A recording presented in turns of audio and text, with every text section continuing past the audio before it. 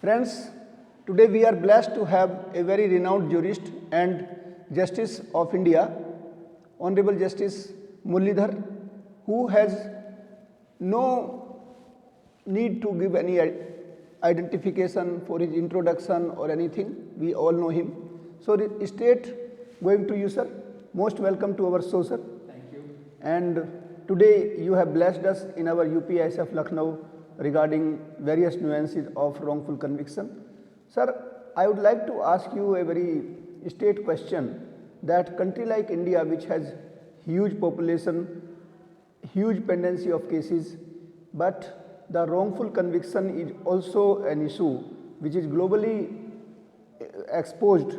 So how do you see this issue in Indian scenario, sir?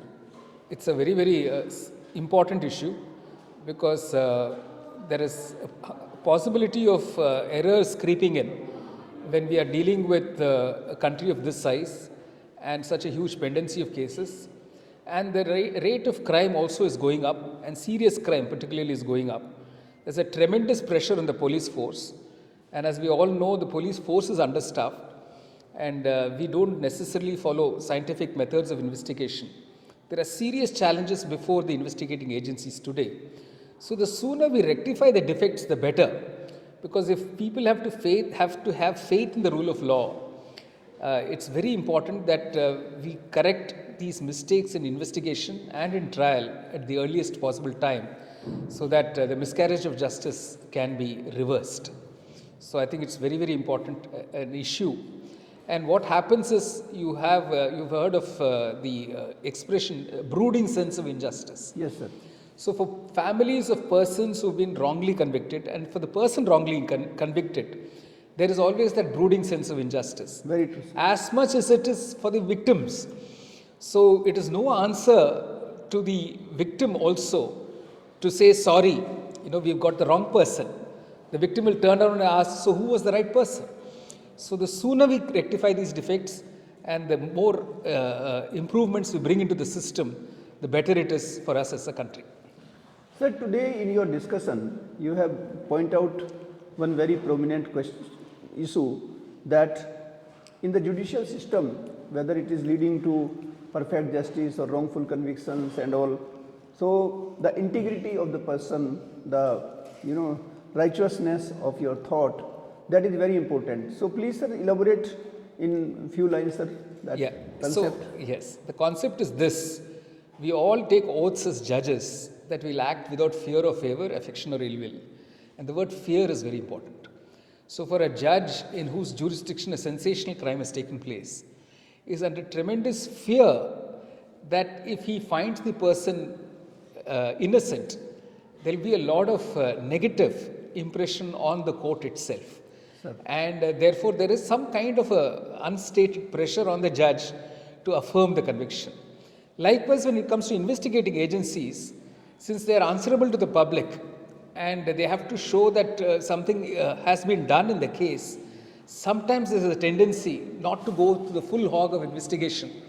And with the confirmation bias at play and with societal pressure, there is a tendency to ignore evidence which does not lead you to the conclusion that you have already predetermined.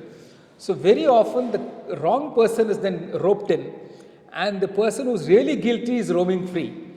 And it takes many years for this error to be corrected. So thank you very much, sir. Very correctly said that it is the various agency, their integrity, their willingness to do justice is very important, sir.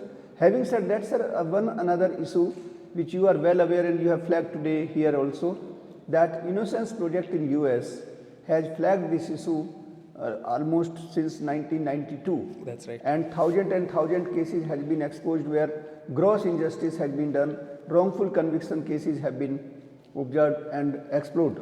So how do you see that the possibility of having such type of legal tools to address wrongful conviction in India? So one is the human rights jurisprudence. So we have ratified international human rights treaties, sir, which require us to ensure a fair trial process and unbiased investigation. We have also created human rights institutions, but we have not strengthened them statutorily. if we are serious about complying with human rights norms, international human rights norms, then we will be dissuaded from adopting shortcut methods for our investigation. So a greater human rights sensitization, I would say, is one of the first steps we take towards the correct path. The second, which I mentioned in my lecture today, is that we must be prepared to introspect. We are talking of cases that have actually come to the courts. There are cases that don't come to the court at all. Sir. So we've had a series of what are called encounter killings. And what happens usually is the police registers a case against the person who has been killed in an encounter, saying that person attempted to kill the police officer. If that is the only case that is registered, an attempt to murder, the case will be closed because the accused is dead. So this was actually pointed out by a judgment delivered by 5 judges of the Andhra Pradesh High Court some almost 15-20 years ago. And the Supreme Court has also laid down norms on what should happen in these kind of extrajudicial killings or extra legal killings. Then we have the problem of disappearances that people are not accounted for at all. A team of plainclothes police officers come, pick up a person, and that person is not heard of again thereafter.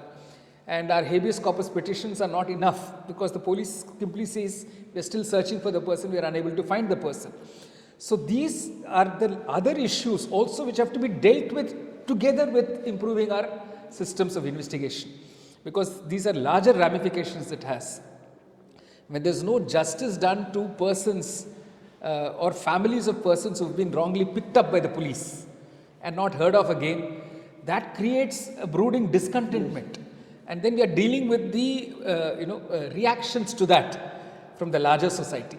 Sir, there are cases, reported cases in US, UK and many more that, like say for example in rape case or any other body offense, because after the invent of DNA, that has been a very potent tool to bring justice to such people, those who feel that they have underwent some grave injustice. So do you think that that kind of exploration by way of DNA may be helpful in those cases particularly, yes, where the judgment is concluded and now there is no other rape of hope? Correct. So how do you react to these type of scenario being a judge? Yes, sir. 2 things are very important. We can't talk of only the more prominent kind of cases that have come to light. We should talk of even the run-of-the-mill cases. Very true, sir. So if you talk of forensic science labs, Sure. because one of the very essential thing for DNA evidence to be properly analyzed, To conduct them, yes. yes, you need state-of-the-art apparatus. Very You true. need a whole network of forensic science labs, whereas here what we have is just 3 or 4 central labs with not a state-of-the-art equipment. Maybe 1 or 2 of them may have the state-of-the-art equipment. And the pendency of test samples with these labs is huge. So I know of trials which have to keep getting adjourned because the test results have still not come from the forensic science lab. Many a bail application is kept adjourned because the FSL results have not come in. So we need to strengthen that entire infrastructure which is so essential for investigating agencies. And they are under pressure because they know the default bail period is ending.